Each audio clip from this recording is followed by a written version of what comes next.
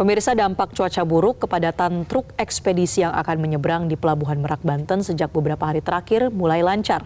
Sementara dampaknya kembali jebolnya tanggul Sungai Wulan di Demak menambah deretan panjang wilayah yang tergenang banjir. Di Kota Semarang, banjir yang menerjang wilayah tersebut mulai berangsur-surut. Dan untuk mengetahui informasi selengkapnya, kita sudah terhubung dengan jurnalis Metro TV, ada Syafrinal Putra dari Pelabuhan Merak, Banten, ada Budi Hutomo dari Demak, Jawa Tengah, dan juga Andre Aprianto dari Semarang, Jawa Tengah. Kita akan ke Syafrinal terlebih dahulu. Selamat pagi, Syafrinal. Seperti apa kepadatan di pelabuhan di pagi hari ini dan bagaimana dengan cuaca di sana? Ya, tapi kondisi Pelabuhan Merak pagi ini terpantau ramai lancar, tidak ada antrian seperti terjadi pada siang tadi, baik di dermaga eksekutif maupun di dermaga reguler. Kendaraan pribadi atau truk ekspedisi yang tiba di pelabuhan langsung menaiki kapal feri. Dan untuk kondisi cuaca di Pelabuhan Merak sudah sedikit membaik dan tidak terlalu parah seperti hari-hari sebelumnya. Dan kondisi pagi ini cuaca terjadi hujan sedikit, angin kencang, namun tidak mengganggu operasional pelayaran kapal di dermaga pelabuhan. Febri. Ya, Syafrinal, kemudian bagaimana dengan fasilitas di dermaga yang sempat rusak? Apakah sudah diperbaiki saat ini dan bisa digunakan? Ya, memang untuk dermaga 3 Pelabuhan Merak sendiri, yaitu di dermaga reguler, memang terjadi ditabrak kapal saat keluar dari dermaga. Namun kondisinya saat ini belum bisa dipergunakan, masih dalam proses perbaikan. Selain itu juga, untuk tram atau jembatan penghubung di dermaga eksekutif juga belum bisa diperbaiki karena mengalami kerusakan pada jembatan penghubung menuju kapal. Selain itu untuk jembatan penghubung penumpang pejalan kaki kapal juga belum bisa digunakan, dan saat ini penumpang maupun kendaraan pribadi atau kendaraan kecil masih melalui dek kapal atau tempat truk besar atau truk ekspedisi menuju kapal. Marcel. Syafrinal, kami mendapatkan informasi bahwa saat ini di sana kembali turun hujan. Seperti apa situasi di sana terkini? Ya, pagi ini memang terjadi sedikit hujan angin yang cukup kencang, namun tidak mengganggu proses atau aktivitas kapal sandar atau keluar dari pelabuhan. Dan untuk kondisi antrian juga terpantau ramai lancar dan tidak ada antrian. Besar kemungkinan untuk prediksi BMKG cuaca buruk akan terjadi hingga 2 hari ke depan atau sampai tanggal 19 Maret nanti. Lebih. Baik, terima kasih Syafrinal. Kita sekarang ke Demak, Jawa Tengah bersama rekan Budi Hutomo. Budi, sejauh ini ada berapa banyak warga yang terdampak dari banjir di Demak dan apakah mereka sudah mengungsi? Ya, selamat pagi Febri dan Marcel. Bisa saya informasikan untuk kondisi banjir di Senin pagi atau hari keempat ini, kondisi banjir di Kabupaten Demak, Jawa Tengah terus meluas. Banjir yang diakibatkan hujan yang intensitas sangat tinggi dan beberapa tanggul Sungai Jebol ini mengakibatkan sebanyak 92.000 jiwa harus terdampak dan 12.000 jiwa mengungsi di beberapa titik yang disediakan oleh pemerintah Kabupaten Demak. Selain itu, dari beberapa pengungsi itu juga ada yang mengungsi di Kabupaten Kudus. Dan jebolnya tanggul Sungai Wulan yang terjadi pada Minggu dini hari kemarin menambah deretan panjang jumlah kecamatan dan dampak yang diakibatkan oleh banjir. Hingga saat ini ada sebanyak 11 kecamatan dan 88 desa yang berada di Kota Wali ini terdampak genangan banjir.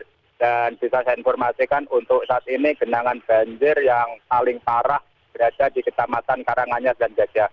Hingga saat ini di Kecamatan Karanganyar sendiri akibat jebolnya tanggul Sungai Wulan minggu kemarin berkisar 2 sampai 3 meter untuk di pemukiman. Selain itu juga merendam jalur Pantura Demak. Untuk di jalur Pantura sendiri untuk ketinggian banjir mencapai 2 meter lebih. Ya, Febri. Ya, Budi, untuk warga yang mengungsi, bagaimana penanganan terhadap mereka? Apa bantuan yang paling dibutuhkan? Ya, bisa saya informasikan untuk kondisi para pengungsi saat ini yang berada di 33 titik yang tersebar di Kabupaten Demak dan di Kabupaten Kudus yang diperlukan untuk para pengungsi saat ini adalah makanan siap saji. Selain itu juga untuk makanan bayi seperti susu dan biskuit, serta kebutuhan untuk anak-anak lainnya juga belum terpenuhi. Karena banyaknya titik-titik lokasi pengungsian yang berada di Kabupaten Demak dan Kudus ini, dari pemerintah sendiri belum bisa untuk memenuhi kebutuhan semua yang dibutuhkan oleh para pengungsi. Dan untuk yang paling urgent yang dibutuhkan oleh para pengungsi adalah seperti selimut, obat-obatan, serta alas untuk tidur. Ya, Ferdi. Baik, terima kasih Budi. Sekarang kita ke Semarang, Jawa Tengah bersama rekan Andre Aprianto. Selamat pagi Andre, kita lihat di belakang Anda masih ada genangan banjir. Bagaimana sebenarnya kondisi di Semarang saat ini dan apa dampaknya untuk aktivitas masyarakat pada pagi ini? Baik Marcel, Febrian dan juga pemirsa, di hari kelima ini banjir di kota Semarang memang sudah terlihat mulai surut. Dari 6 kecamatan terdampak di hari Kamis lalu, sekarang hanya menyisakan 4 kecamatan yang masih terendam banjir. Dan keempat kecamatan tersebut diantaranya di mana saat ini saya sedang berada, yaitu di Kecamatan Genuk, tepatnya di Desa Trimulyo. Di Desa Trimulyo ini dapat kami gambarkan situasi pagi hari ini, lalu lalang warga sudah mulai terlihat untuk memulai aktivitasnya. Di beberapa rumah juga sudah mulai terlihat beberapa warga yang mulai menjemur beberapa perabotnya. Sementara itu di Trimulyo sendiri ada 1.200 jiwa atau 400 kakak yang ikut terdampak dan ada 50-an warga yang harus atau terpaksa diungsikan ke tempat pengungsian yang lebih aman karena merupakan anak-anak dan juga lansia. Sementara itu di Jalan Pantura Kaligawe sendiri saat ini ketinggian air sudah mulai berkurang.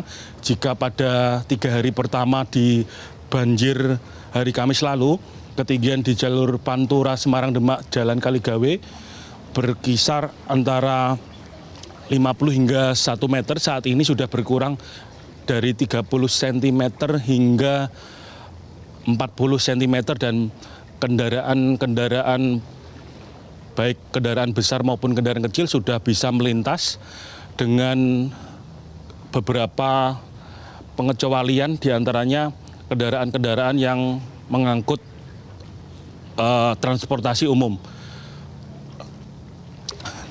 Sementara pemerintah Kota Semarang sendiri saat ini, walaupun kondisi sudah mulai surut dan berkurang, pemerintah Kota Semarang telah menyiapkan beberapa skema, diantaranya menyiapkan pompa-pompa portable di 6 titik pompa portable, terutama di daerah yang berpotensi mengalami banjir susulan, diantaranya di Jalan Kaligawe dan juga di beberapa titik.